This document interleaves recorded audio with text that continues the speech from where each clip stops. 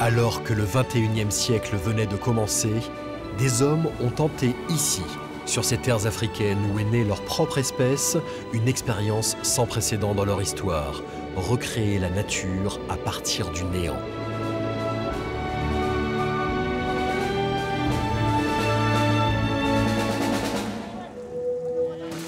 Ces terres ont subi 20 ans de dévastation. Les incendies, le braconnage, le banditisme, la guerre en ont fait une table rase.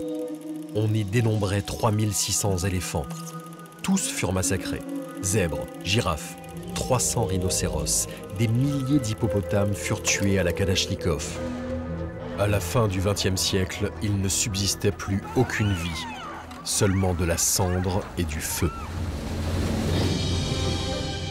L'incroyable expérience eut pour cadre ce qui restait du parc national de Meru, au centre du Kenya sur la ligne de l'équateur, une zone perchée sur des hauts plateaux proches de l'Éthiopie et de la Somalie, d'où déferlaient naguère braconniers, mercenaires, bandits et pilleurs.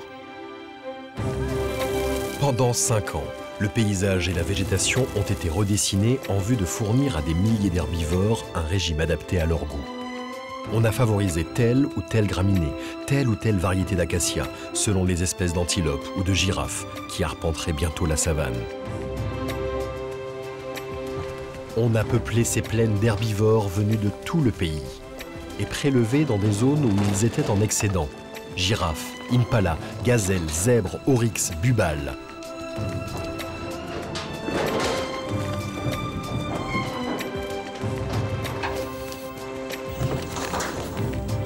Comme dans un monde virtuel, on a ensuite introduit des prédateurs pour équilibrer la densité des proies et une 50aine d'éléphants pour régner sur la savane.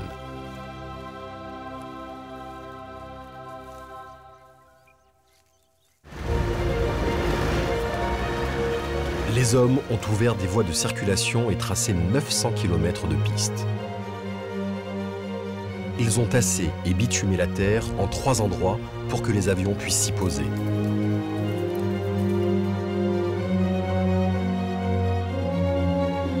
Ils ont construit des infrastructures, des baraquements pour les rangers, un quartier général, des bureaux, des relais satellites. Ils ont installé sur place des commandos anti-braconnage et mis à leur disposition des équipements, des véhicules et des avions de surveillance. Des capitaux venus du monde entier ont permis d'ériger une gigantesque clôture de plus de 100 km pour protéger les hommes des animaux sauvages et les animaux des hommes. Les auteurs de ce miracle rêvaient d'inventer un écosystème diversifié et stable où chaque espèce trouverait sa place. Ils espéraient associer les communautés environnantes à une nouvelle prospérité fondée sur l'écotourisme. Ils voulaient établir un modèle économique de développement qu'on pourrait reproduire ailleurs dans le monde.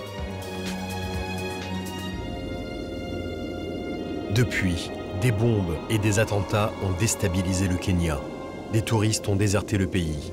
Une crise financière majeure a secoué le monde. Recréer la nature. Que reste-t-il aujourd'hui de cette utopie? Les hommes ont-ils joué avec le feu? Ont-ils restauré un pacte oublié avec la nature? Leur projet a-t-il résisté aux épreuves du temps?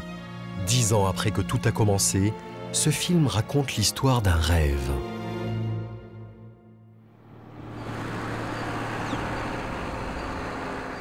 L'histoire commença donc il y a 10 ans près du lac Nakuru, à 300 km de Meru. Alors que leur espèce se raréfie partout ailleurs, des rhinocéros blancs en surnombre n'y trouvent plus l'espace vital qui leur est nécessaire.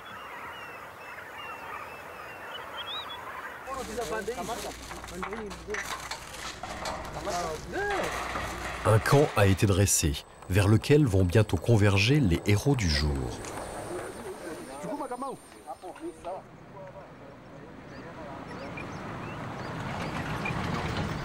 Sur les épaules de cette femme pèsera la plus lourde responsabilité. Elisabeth Wambua est vétérinaire en chef. Mark Jenkins, il est le maître d'œuvre de l'incroyable expérience. Il coordonne les efforts de chacun et veille à ce que les protocoles scientifiques soient respectés, notamment en matière de démographie des populations animales et d'équilibre entre les espèces.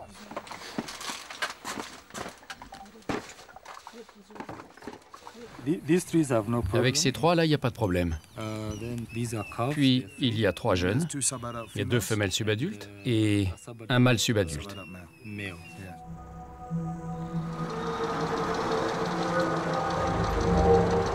Le but de Mark Jenkins est de capturer autant de mâles que de femelles et de préférence des femelles pleines. Tout est bientôt en place. Chacun se prépare à vivre une journée exceptionnelle.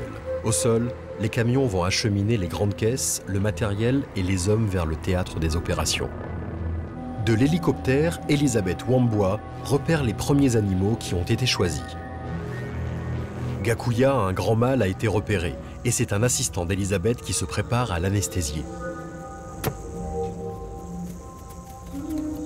Tout se déroule normalement. On voile les yeux de l'animal car les produits anesthésiques fragilisent la cornée. On effectue des prélèvements de tissu biologique pour mieux connaître son état et son ADN.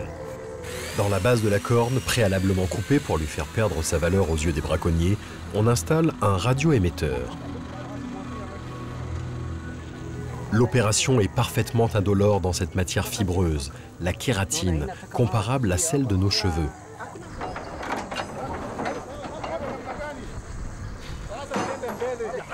L'animal est prêt à être réveillé.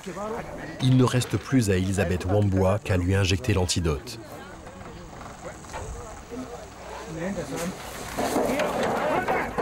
C'est quand on croit Gakuya à l'abri de sa caisse que soudain, tout tourne mal.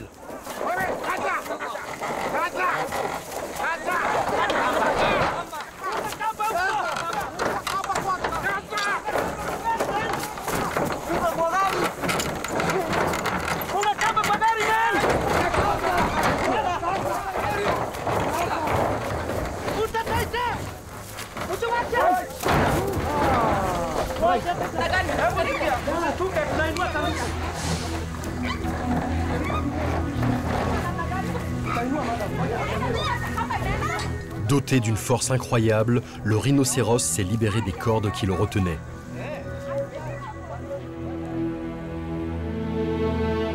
Ce n'est que partie remise. Gakuya fut recapturé quelques jours plus tard.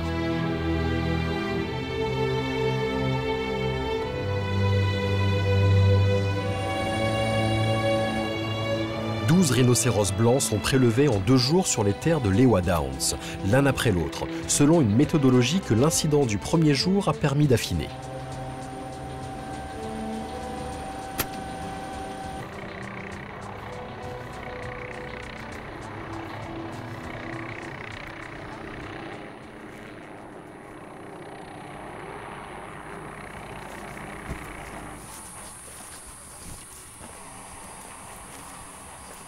Un premier animal s'est endormi debout.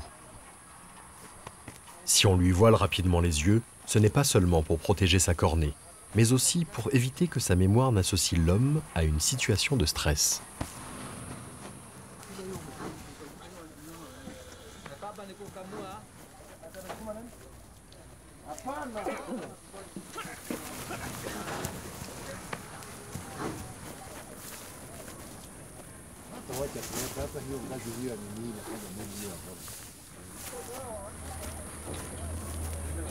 Pendant ce temps, Elisabeth Wambua est déjà en train d'intervenir sur un autre rhinocéros. Le protocole est à présent bien rodé. Il faut hydrater la peau de l'animal en permanence. Couper sa corne, vérifier sa température et son état de santé. Enfin, on injecte l'antidote qui annule les effets de l'anesthésique.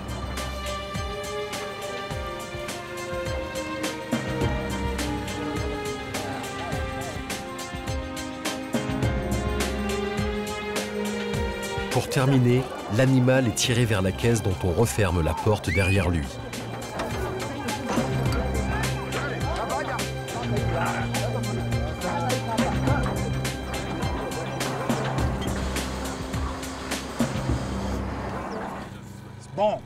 Repeupler le nouveau parc en rhinocéros blanc revêt une portée à la fois symbolique et expérimentale.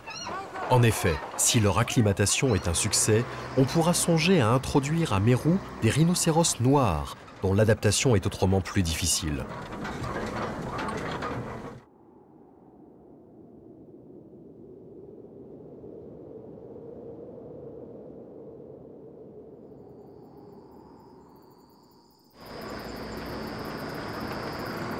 un convoi transporte vers son nouveau domaine un voyageur venu de la vallée du Rift, à l'ouest du parc.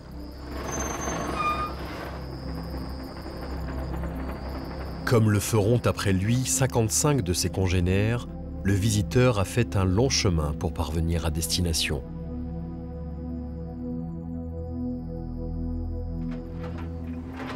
Le voyageur, un grand mâle nommé Jitu, devra attendre que le soleil se lève.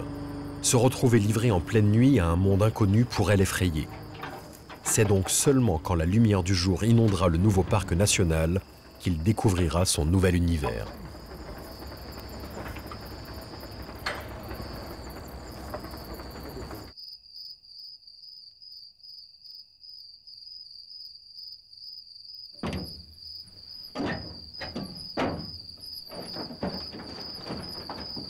Non loin de là, pour la première fois depuis 25 ans, des rhinocéros blancs, perplexes, respirent l'air de Meru.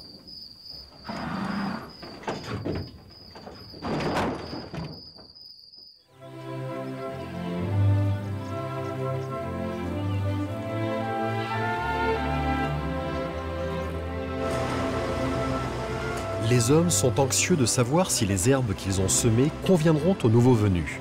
En effet, le rhinocéros blanc se différencie de son cousin noir, non par la couleur, mais par le fait que le premier broute l'herbe, alors que le second se nourrit de feuillage.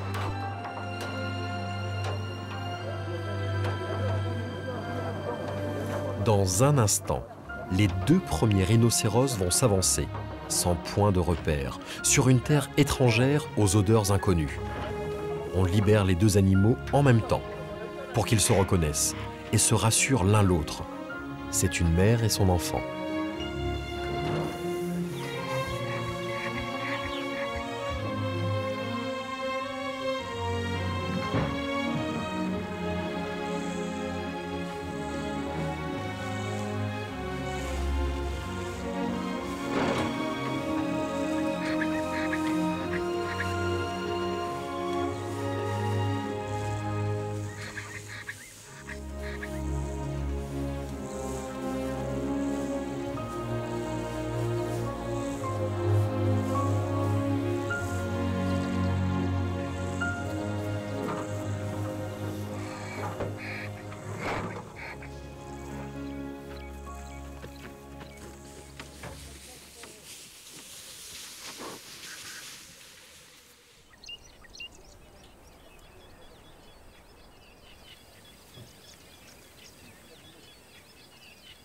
Pour la première fois depuis 25 ans, un éléphant va fouler le sol de Meru.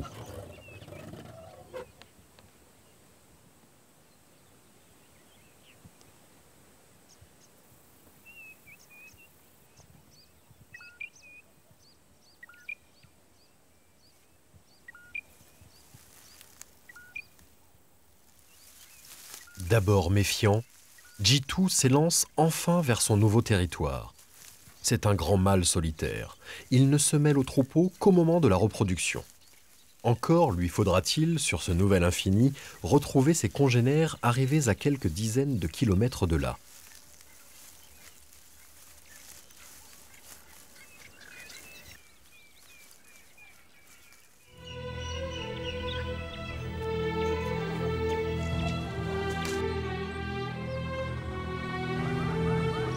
Des centaines de zèbres communs et zèbres de grévy, girafes, impalas et rhinocéros ont été capturés pour repeupler Meru.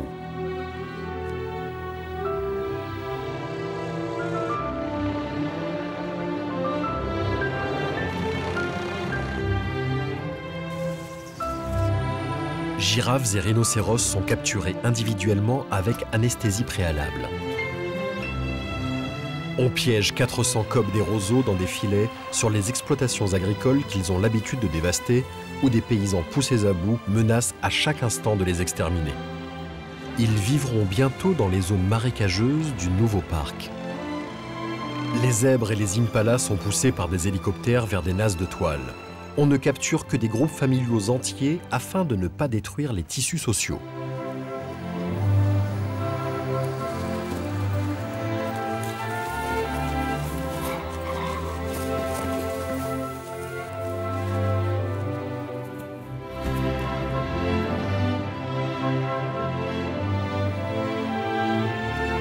Jamais on n'aura capturé autant d'animaux en vue de les transférer dans un nouvel environnement façonné par les hommes.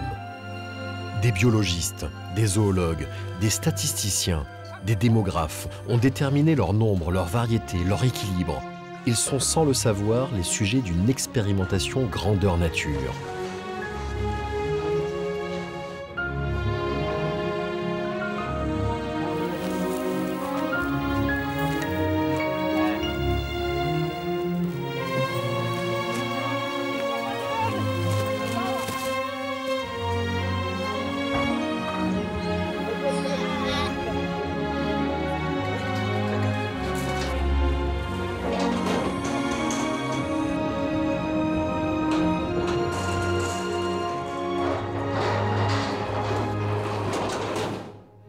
Venus des 4 points cardinaux voici 10 ans, ces animaux choisis et regroupés par les hommes parcoururent des centaines de kilomètres pour se retrouver au cœur de l'incroyable expérience.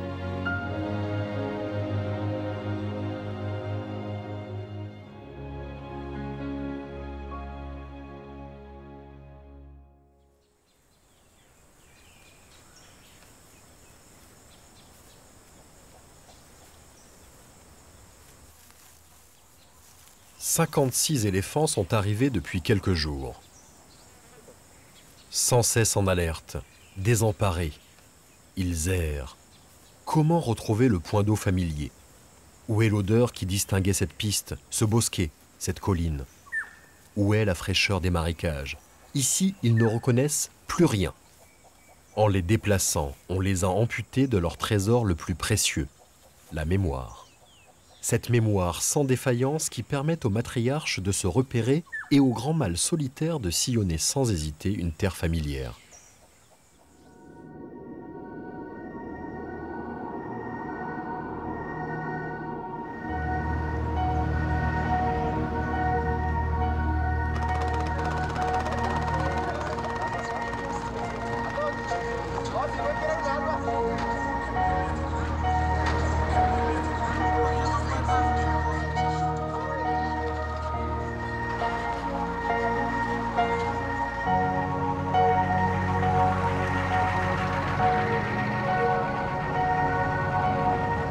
De Lewa Downs à Meru, il n'y a que 140 km.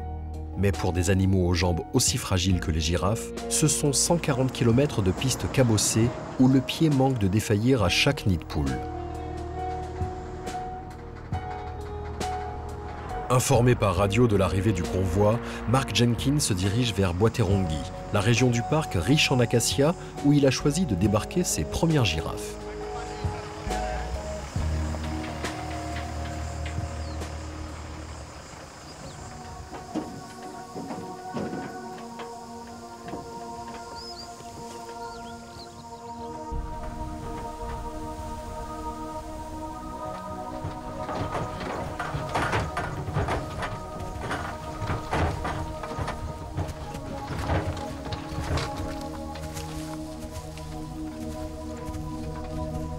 Dans le camion, l'une des girafes semble avoir mal supporté le déplacement. Alors que ses compagnes de voyage ont pris leur élan vers la liberté, elle peine à les suivre. Simple abattement lié au stress, elle retrouvera sa vitalité au bout de quelques jours.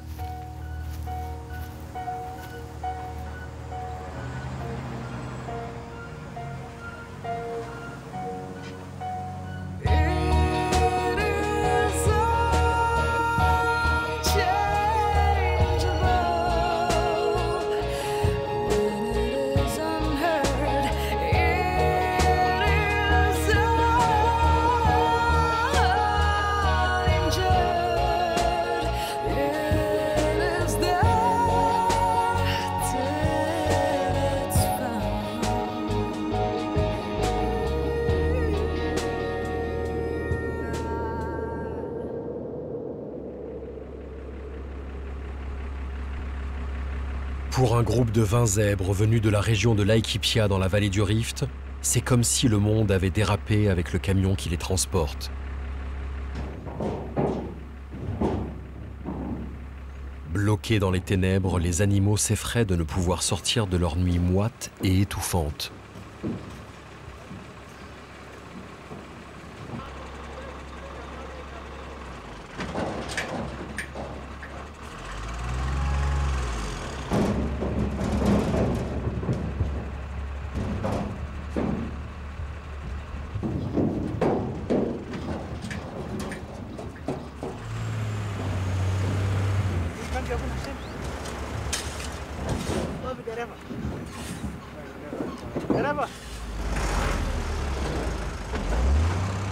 Dans le ventre du camion, les zèbres piaffent. Et le camion piaffe à son tour.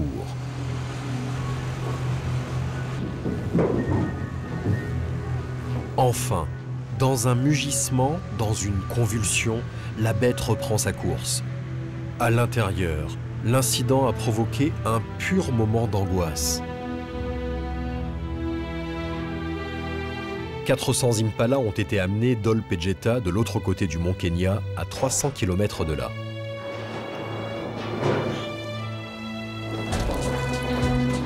Il faut alors du courage, beaucoup de courage, pour s'élancer vers la lumière et conquérir un nouveau monde.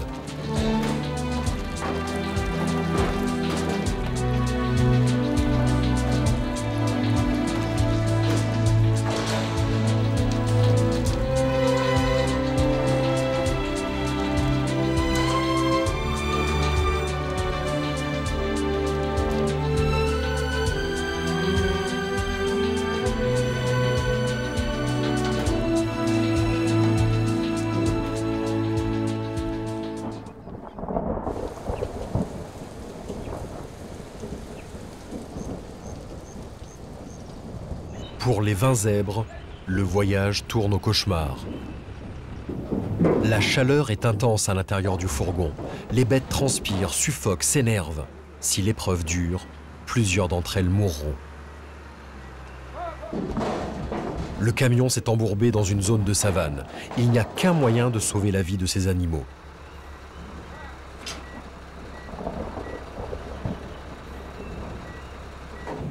Tétanisés, ruisselants de peur, les zèbres n'osent croire qu'ils peuvent reprendre leur liberté en pleine savane, une savane inconnue qui n'est pas celle à laquelle ils étaient destinés.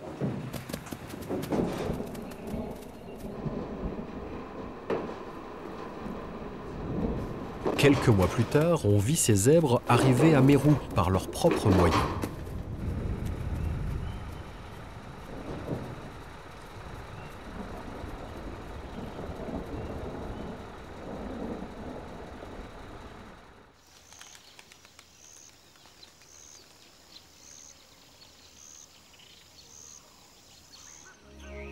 D'autres zèbres avaient déjà été réintroduits et avaient reconstitué un clan autour d'un étalon nommé Punda.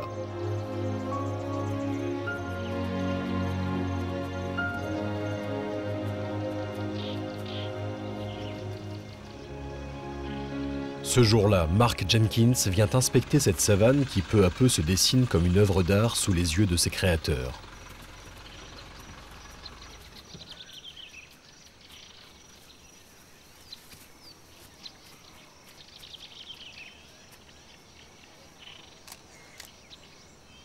Soudain, quelque chose capte l'attention des zèbres et les fait fuir.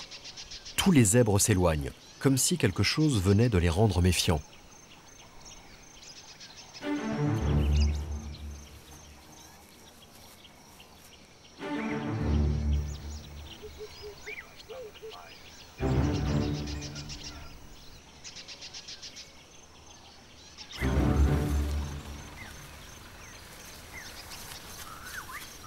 Une lionne rejoint le clan de ses sœurs dont le pelage se mêle dans le lointain aux ors de la savane. Ce jour-là naquit à Meru un écosystème complet. Les girafes, les zèbres et tous les autres animaux devront puiser dans les ressources de leur instinct pour réapprendre le plus naturel des comportements, la peur. Ces lions sont venus des alentours du parc de leur propre initiative. La faune introduite par les hommes jouant sur eux le rôle d'un aimant. Mais cela aussi, les hommes l'avaient prévu. Cependant, ils ont décidé de veiller aussi à la diversité des prédateurs. Un léopard repéré près de Nairobi, la capitale, a été déplacé vers le nouveau parc, où il faudra bien que puissent vivre d'autres prédateurs que les lions.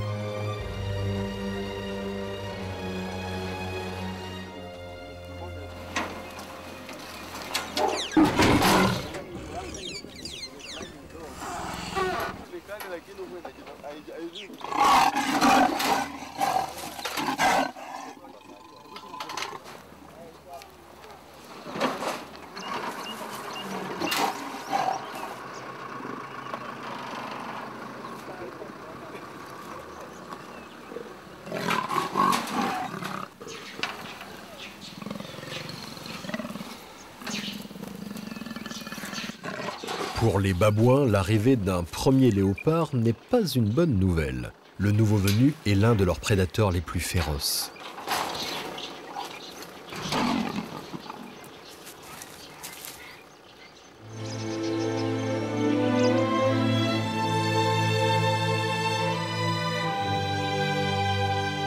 Le rêve s'est accompli. Des éléphants, des gérénous coloncous côtoient les zèbres et les rhinocéros. Pour que l'écosystème s'équilibre sans autre intervention humaine, des scientifiques ont déterminé des seuils. Ils seront bientôt atteints. Cependant, considérer la nature comme un jeu de simulation entraîne des surprises. Voici l'histoire édifiante de Mukora, dont le nom signifie méchant en swahili. Mukora fut considéré comme le rhinocéros le plus féroce d'Afrique. Il a tué 7 de ses congénères. Vieilli, âgé de 30 ans et désormais inoffensif, Mukora a été amené à Meru, où il aime rôder près du sanctuaire clôturé où résident les rhinocéros blancs arrivés de Nakuru.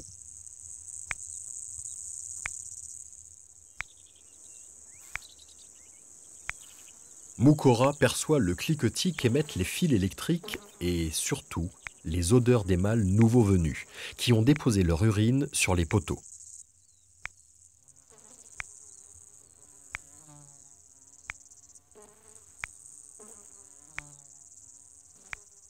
À son tour, il utilise son conduit urinaire orienté vers l'arrière pour marquer son territoire.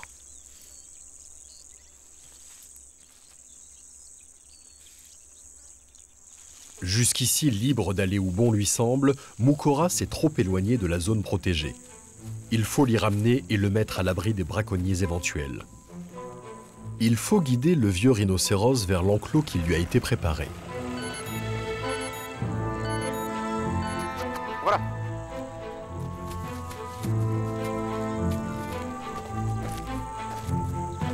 Autrefois réputé pour sa férocité, Mukora se laisse conduire avec docilité, mais à son rythme.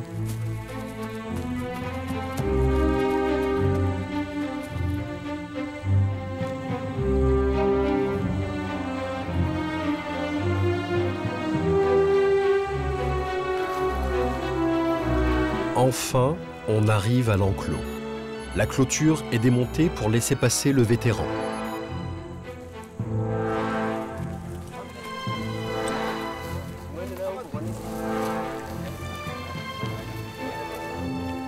Mukora devint vite le symbole d'une biodiversité restaurée. C'était il y a 10 ans. Les hommes croyaient alors tout maîtriser. Il y a 10 ans, les hommes ont oublié que cette biodiversité incluait des créatures rétives à leur influence et que l'une d'elles est le pire ennemi des rhinocéros.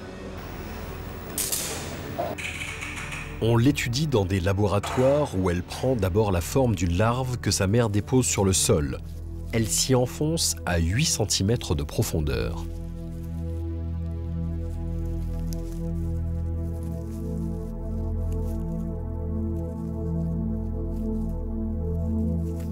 L'animal se transforme ensuite en pupe, sorte de cocon dont les parois se rigidifient pour que s'accomplisse, à l'intérieur, une métamorphose.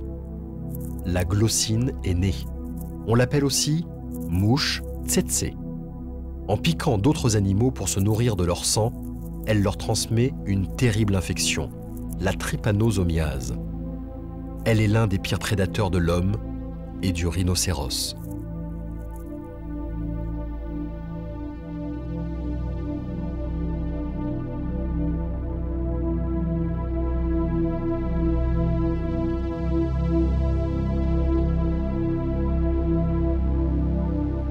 Pour comprendre comment l'homme, le bétail ou les animaux sauvages contractent la trypanosomiase et trouver les moyens de les en prémunir, on élève les mouches tsetse. Pour cela, on reproduit en laboratoire leur modèle d'alimentation. On verse d'abord du sang sous un voile de silicone.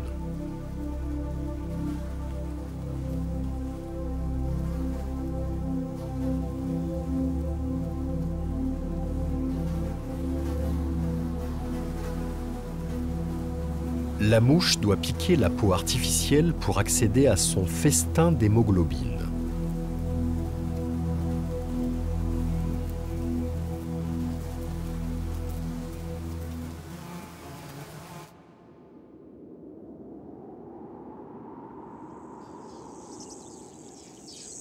8 ans après le début de l'expérience de Meru, on vit Mukora faiblir. Dans la zone de Meru, les mouches tsetse sont nombreuses. Mukora fut leur première victime. Malade, l'animal fut ramené à Lewa Downs, d'où il était venu et où il mourut, victime d'une biodiversité impitoyable et encore incontrôlable.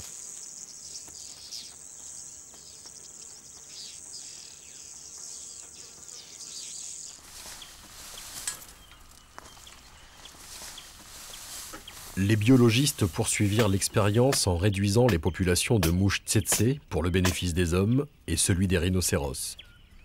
Le bleu intense attire les glossines qui ne peuvent y résister. Des pièges furent tendus. Pour mieux séduire les mouches, on imbibe les pièges d'urine de vache concentrée, diluée dans un peu d'eau. C'est ainsi qu'il fallut maîtriser la biodiversité jusqu'au niveau des insectes pour retrouver un équilibre durable.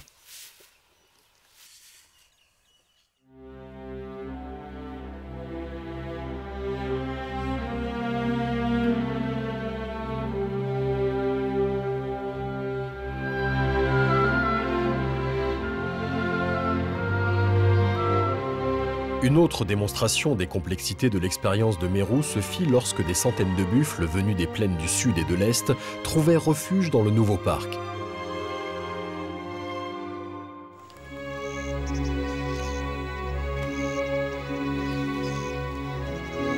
Un buffle malade vint errer près du sanctuaire des rhinocéros. Il ne se nourrissait plus et se traînait péniblement. Il présentait tous les symptômes d'un mal susceptible d'anéantir le parc, la peste bovine. Impossible de laisser agoniser le buffle dans sa terrible solitude et de laisser les autres animaux exposés à la contamination. Il fallait abréger ses souffrances.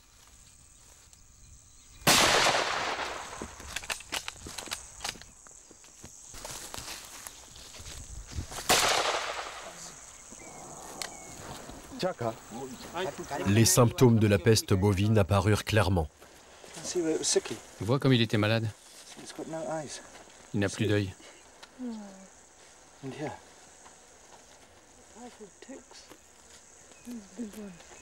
Tout indique que le buffle était bien atteint du mal terrible. Un mal qui peut anéantir en quelques semaines la totalité de certaines populations.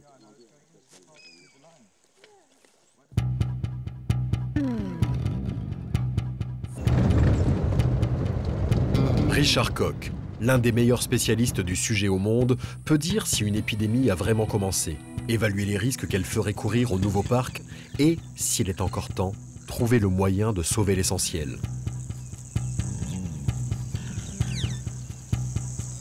L'élan, la plus grande antilope africaine, peut contracter la peste bovine car elle appartient, comme le buffle, à la famille des bovidés. D'autres ruminants, tels que la girafe, courent aussi le risque de la contamination.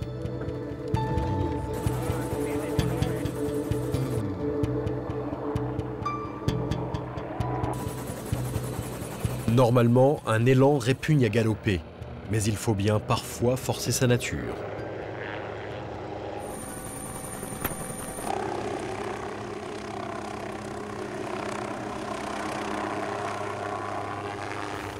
Très bien, nous arrivons tout de suite. Richard Koch procède rapidement aux analyses nécessaires. L'élan est un marcheur infatigable.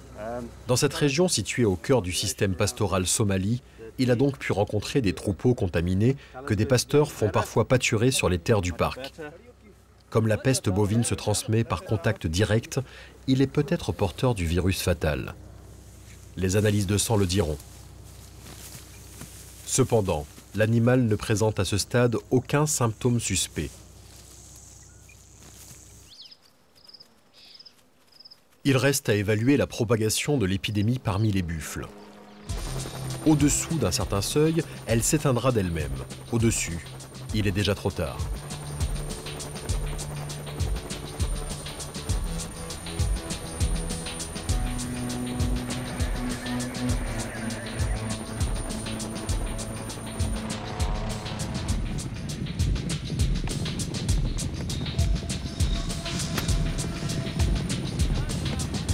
Plusieurs animaux sont anesthésiés, suivis par des équipes au sol.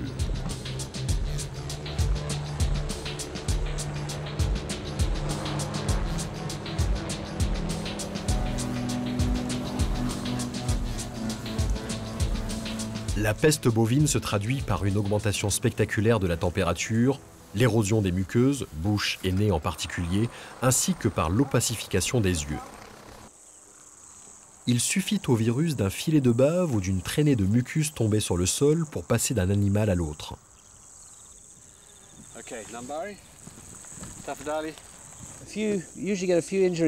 Généralement, il y a quelques blessures sur la bouche qui viennent de l'herbe. Ignorez-les. Recherchez une inflammation sur les gencives. Rien d'anormal. Regardez la langue et sous la langue de cette manière. Vérifiez le nez, très bien. Vérifiez les yeux, pas de sang. Avec la pommade, vous ne pouvez pas voir. Il faut chercher des lésions. On peut nettoyer un peu l'œil. C'est intéressant. Sans doute une égratignure. Ça ne ressemble pas à une ulcération.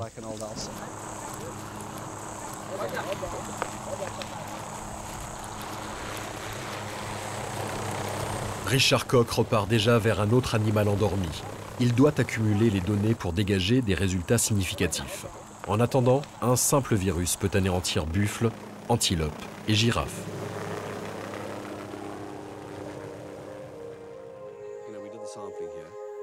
Quelques jours plus tard, les résultats des analyses parvinrent à Richard Koch, qui les expliqua à Mark Jenkins. Il montrait que la peste bovine bien présente n'avait pas atteint assez de buffles pour risquer de se propager.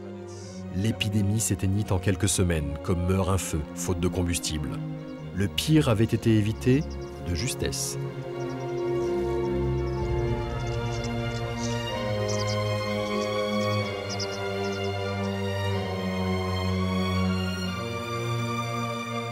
En recréant la nature à Meru, les hommes promettaient aux populations locales une prospérité fondée sur l'activité touristique. Les lodges, le commerce fourniraient des emplois. Les recettes du parc et les droits d'entrée seraient redistribués. Un nouveau modèle économique dynamiserait toute la région. On posa donc partout des bungalows, des terrains de camping, des structures d'accueil. Grâce aux touristes, les communautés environnantes considéreraient enfin la nature comme leur patrimoine et non comme un terrain de chasse ou de pâturage. La beauté du parc restaurerait leur fierté.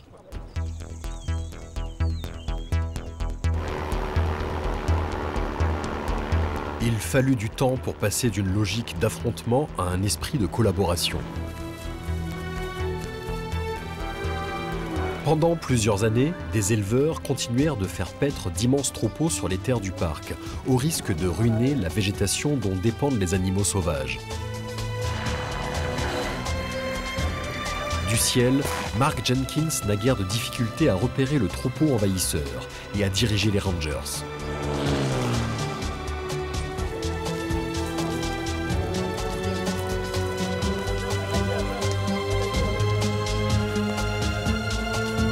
Refouler le bétail ne suffit pas, il faut arrêter les bergers. Mais les rangers ne ramènent que des femmes, que les pasteurs laissent derrière eux quand ils prennent la fuite, sachant qu'elles seront relâchées. Cependant, ce jour-là, un homme est arrêté. C'est un nomade qui ne comprend pas encore l'intérêt de préserver la faune.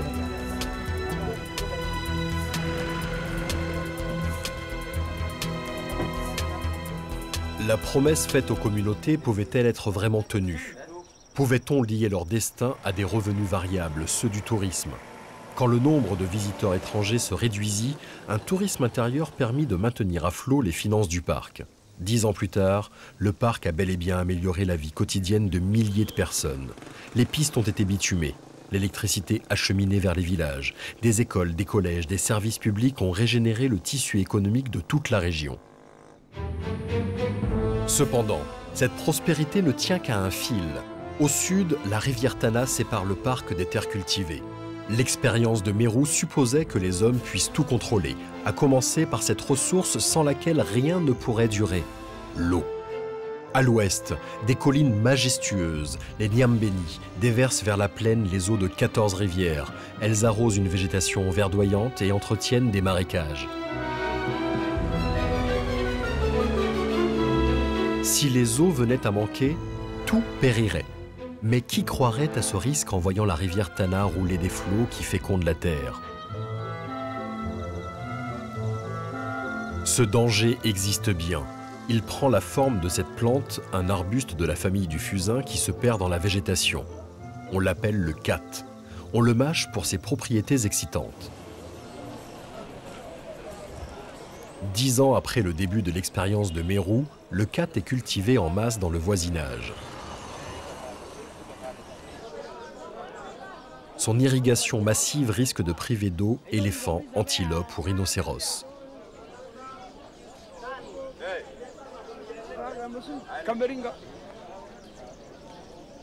Des tonnes de kat s'échangent sur les routes qui mènent à Meru. Cette région en exporte chaque jour plusieurs tonnes vers la Somalie et les pays de la péninsule arabique. Il faudra bientôt réprimer les trafics pour sauver le parc.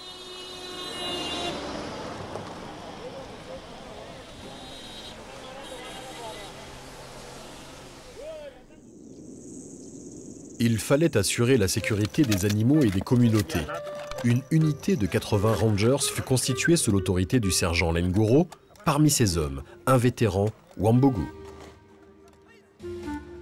Cantonnés au cœur du parc, issus de recrutements disparates, les rangers ont besoin d'un solide entraînement. Lengoro, soldat d'élite, se rend compte qu'il n'est pas au bout de ses peines.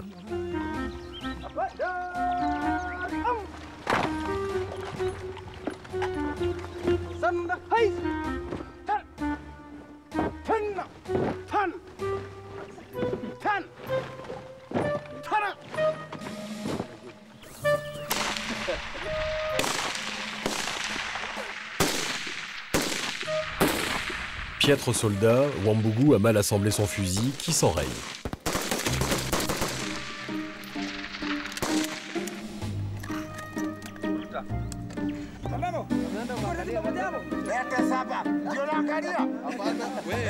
Le vieux Wambogu termine l'exercice de tir sous les colibés de ses camarades.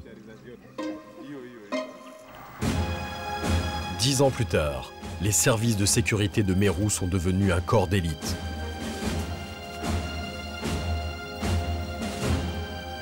Les animaux se sont habitués à ces longues silhouettes aux aguets. Ce sont leurs anges gardiens. Désormais, ils font partie du paysage.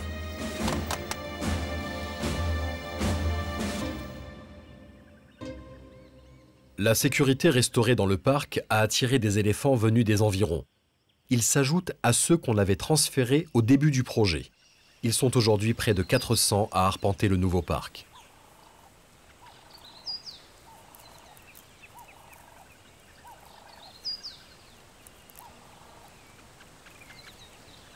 Les scientifiques qui ont mené à bien la renaissance de Meru considèrent les naissances d'éléphants comme la preuve du bien fondé de leur démarche.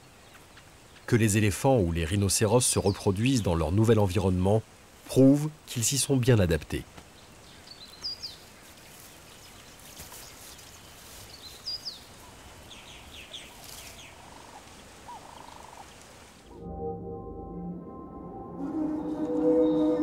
Les temps changent. Dans cette région proche de frontières perméables au trafic, celle de la Somalie et de l'Éthiopie, on assiste à une recrudescence du braconnage. À partir de 2009, on découvre plus souvent que naguère des carcasses, comme celle de cette matriarche abattue pour son ivoire.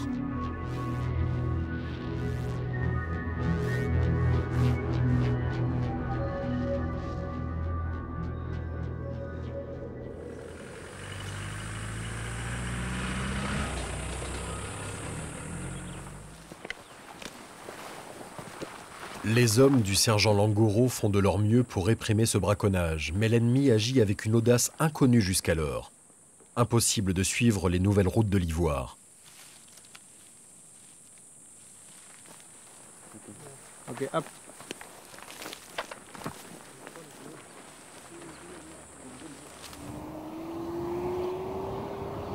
Il a fallu changer de méthode. Les autorités du parc ont créé un service d'espionnage. Le vétéran Wambogu, mauvais soldat, mais habile à se glisser parmi les populations, a endossé les habits de l'espion. Wambogu s'introduit dans les villages les plus reculés. En recoupant les informations glanées à plusieurs centaines de kilomètres à la ronde, Wambogu et ses collègues sont parvenus à comprendre où passe l'ivoire perdu. Cependant, nul ne l'admet publiquement et la situation place le gouvernement kényan dans une posture difficile. En effet, les nouveaux trafics coïncident avec l'arrivée massive des entreprises chinoises en Afrique.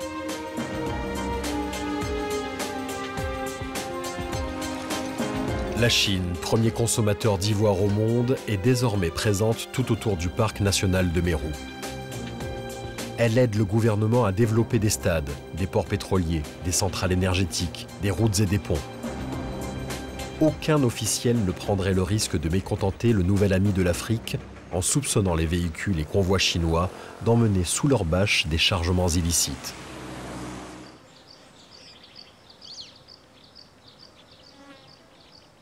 Le projet Genesis ne serait achevé, disaient ses créateurs, que lorsqu'un écosystème équilibré pourrait accueillir des rhinocéros noirs, moins dociles que les blancs. À Lewa Downs, un animal menace ses congénères et s'attaque aux visiteurs. Seul pourrait l'accueillir un parc de très grande surface, où il pourrait libérer le trop-plein de ses instincts territoriaux. En quelque sorte, un parc tel que Meru. Cet animal est un rhinocéros noir nommé Kalele.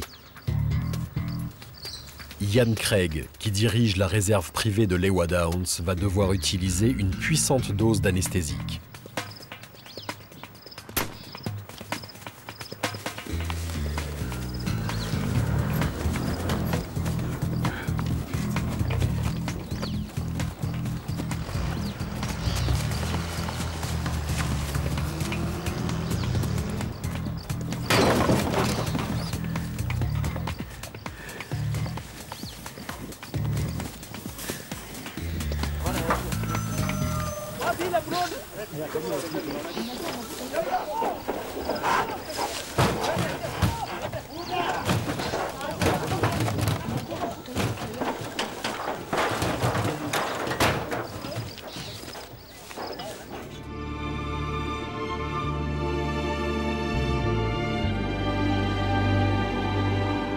Il était écrit depuis le début de l'histoire que le jour où arriverait un rhinocéros noir serait aussi pour le nouveau parc national de Meru, celui de la consécration.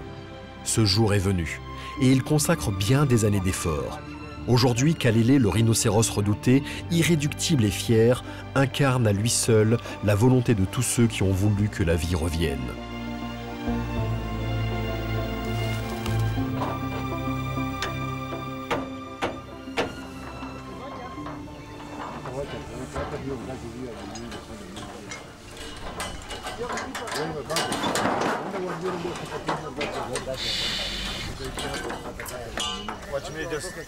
Retenez-le jusqu'à ce que je sois dans ma voiture. Je veux pas d'accident.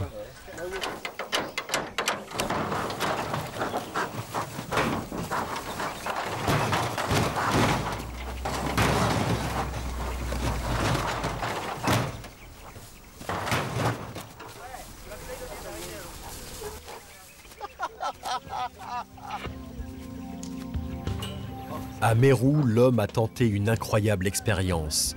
Prenant conscience que rien ne vit en dehors de son contrôle direct ou indirect, il a décidé de recréer un monde perdu et de préserver, alors qu'aucune nécessité biologique ne l'y contraint, ceux qu'on appelait autrefois ses frères inférieurs, les animaux.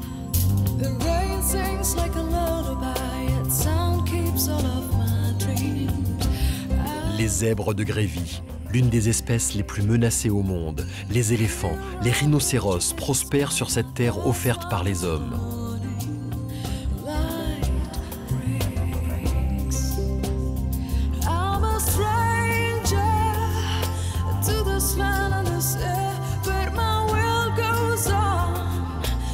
Ici, la main de l'homme a tout façonné. Ceux qui ont mené l'expérience ont fait de la nature une œuvre d'art, artificielle et pourtant plus vraie que nature.